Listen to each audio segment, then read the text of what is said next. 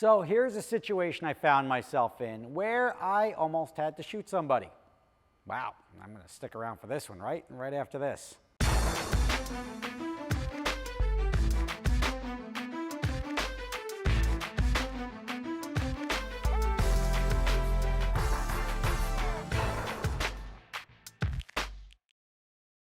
All right, let me tell you the story about how I almost had to shoot somebody a couple of weeks ago at my house. I'm going to give you the details, but I'll tell you already at the beginning, I didn't shoot anybody, so we're good, and I can tell you the story. 4 in the morning, and I think I may have had a couple of drinks that night. I don't know, whatever it was. I went to sleep late. I went to sleep at like 1 in the morning, and my wife wakes me up at 4 in the morning and says, "There's somebody hiding under the mat in front of our house." And I'm just like, I just got woken up on 3 hours of sleep. And I'm like, look, you're having a bad dream or something. Like, there's nobody, like, what do you mean by hiding under the mat? And in my head, I'm like, all right, you'd look under the floor mat for like a key or something like that. So maybe there's somebody trying to get into the house. And I'm like, are you sure? Somebody's like, what do you mean? Somebody's trying to like, and I was just like a little bit confused as to what was going on. But you know what? I'm getting up because like, I can't just go back to sleep and be like, go back to sleep, hon, you're crazy. So I get up and I look out and I see there's a guy down on my front porch. And I'm like, oh, no kidding, there's a guy on my front porch right now.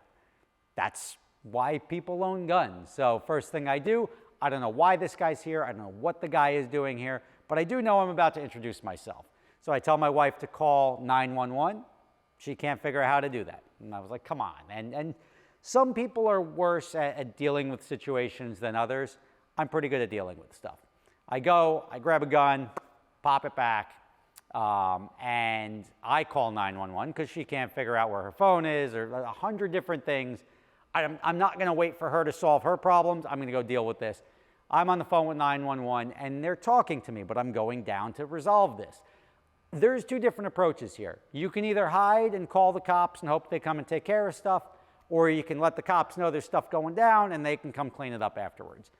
I'm of the latter. I want to make sure that the problem is neutralized. I felt okay going down in my underwear with a gun in my hand and confronting this guy. I get to the front porch, turn on the light. Guy just looks at me. And now, I'm not Rambo here. I'm not like pointing the gun at him. I'm not, but there's clearly like, I'm holding a gun in my hand saying, what are you doing here?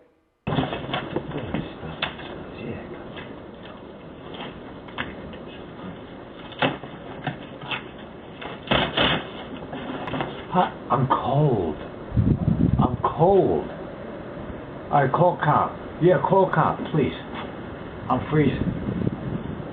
Okay, call cop. And the guy looks at me, he's like, oh, I'm cold.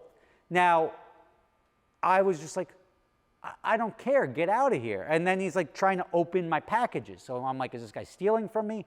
What's going on? Now, there's a bunch of people that are more hot-tempered. Guy's on my porch. He's not in my house. I don't know if he tried to get in my house at this point in time, but it turns out that he did. The first thing he tried to do was open the door to come in.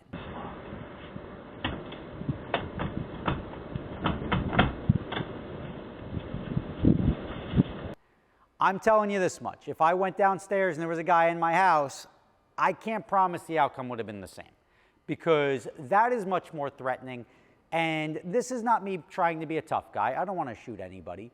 But if that guy, he's in my house at 4 in the morning, not welcome, if he gets past me, that I'm the last line of defense to protect my family. So I'm dealing with the situation however I have to. And luckily, he was on the other side of my glass doors, so I was trying to have a conversation.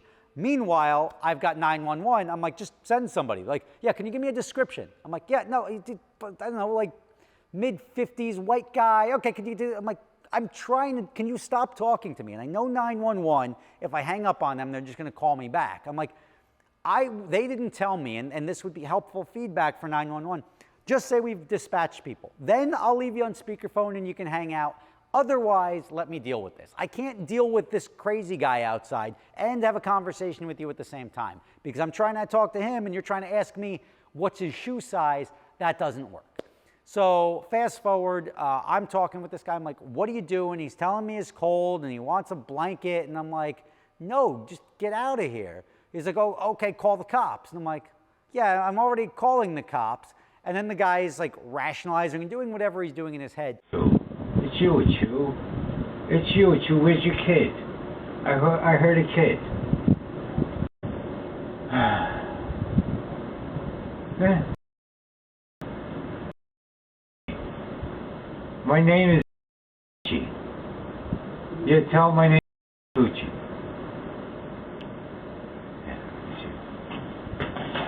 Yeah. Call a cop, please. See? You go back. I'll wait. I'm waiting.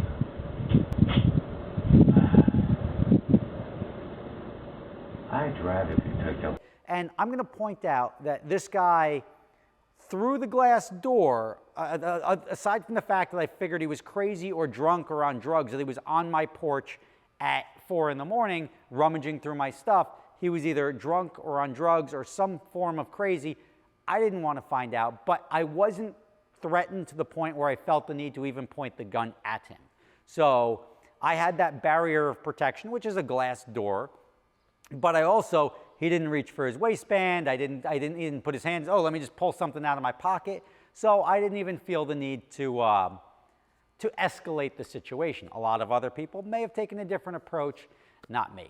Eventually, he decides, he's like, can I take this cardboard? And I'm like, no, leave the cardboard. What are you doing? Just get out of here.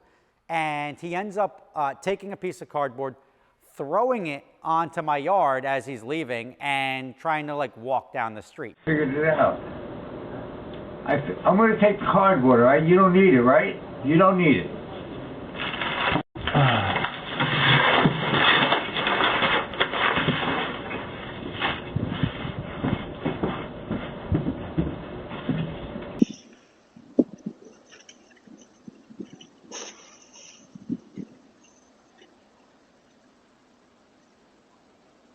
Where I live, I mean, unless you start running through the woods, you're not getting away. I mean, I don't know how this guy got here. I don't know any of these details until I go back and look at my Ring camera.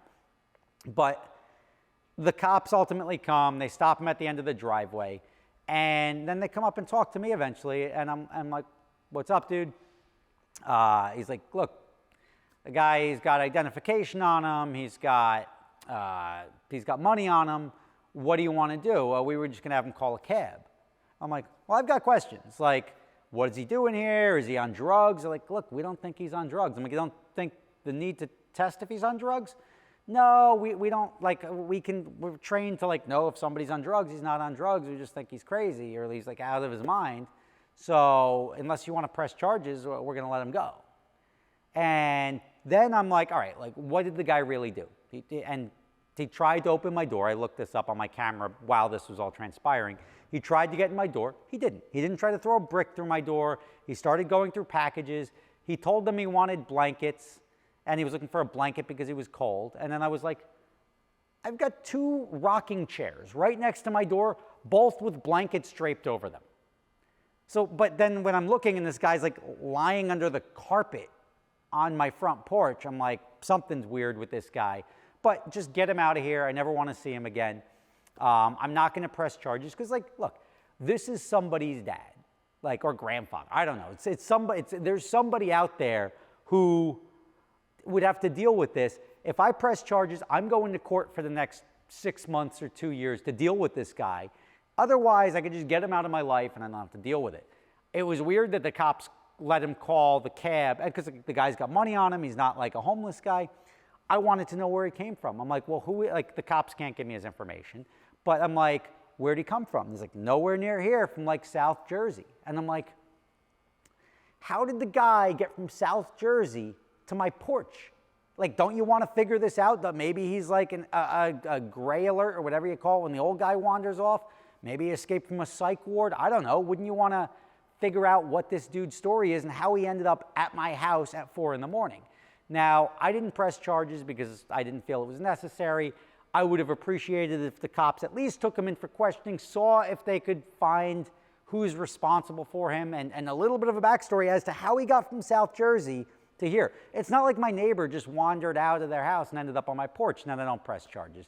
This is somebody from God knows where in South or Central Jersey who teleported up onto my front porch at 4 in the morning. And I have questions. I still have questions. The guy hasn't been back, obviously. I was not as impacted as my wife. They called a cab. The guy had enough cash in his pocket to pay the cab. I'm like, you sure you want to put crazy guy in taxi cab? But they did. He was off. The cops were gone. And I went back to sleep. My wife didn't go back to sleep. She's like, I was up for the rest of the morning. And I'm like, here's why I did what I did, right? I didn't feel imminently threatened, even though I felt violated that he was trying to get into my house at 4 in the morning, but it wasn't personal. The guy was sort of out of his mind. So my house just happened to be where he was. It's like getting angry at an animal that wanders onto your lawn. Like, they don't know where they are. Your lawn just happened to be there. So there were no charges that I was going to press. I don't want to deal with. I got enough stuff that I deal with to deal with a crazy guy on my lawn at 4 in the morning. At the end of the day, am I thrilled with the police response? Not really. It did take them much longer to get there. It probably took them like 6 minutes to get there. They're a mile down the road. I don't know where it was, where the police station is. So that just highlights why we have guns. Like, some people are for guns, some people are against guns. I would have felt very differently if I'm standing there with a kitchen knife trying to defend myself, because now I'm like, the thought in my head is not this guy, because with a gun, I know I could drop him in a heartbeat. But with a kitchen knife, we could get into a struggle, he could overpower me, and then I have to worry about my family. So I am pro-gun, and this is not designed to be a pro-gun, anti-gun, but in this case, the gun did exactly what it was supposed to do. It protected me, it protected my family, it gave me the ability to go down and confront somebody and not wait the 6 minutes for the cops to get there. Because what if the guy did break in, right? What if the guy was there to do something malicious, or he had more ill intentions than just being a crazy guy cold looking for a blanket? That is why people should have guns. That's why I have guns. I'm not even a hunter. I don't even want to go shoot an animal because they're not doing anything to me. But if an animal comes and attacks me, I'm going to drop it dead.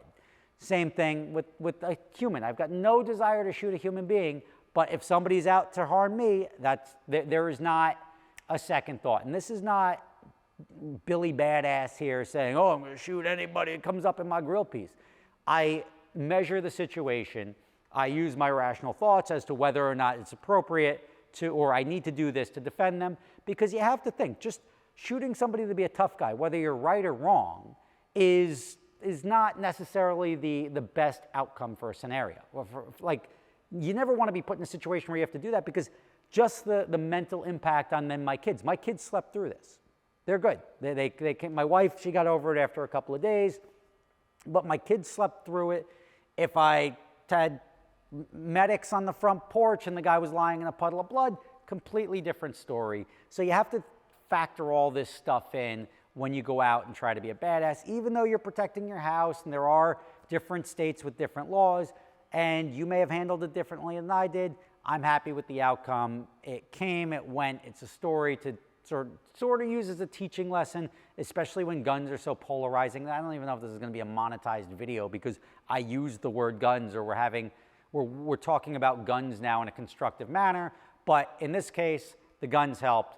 I think the best possible outcome. If I could have changed anything, obviously I would have had the guy not show up to my house, but also I would have had the police take him to the police station, try to find out what he was doing up here, if he had a car with somebody tied up in the trunk down the road, or how he got here, and if he wandered from a bar 3 miles away. These are all things you would want to know, but at the very least, that his taxi cab record is not from my house, it's from the police station. Rob Ferretti. Let me know in the comments what you would do. That's how I handled it. I think I did all right. Let me know your thoughts below, and I will see you tomorrow. Thanks for watching.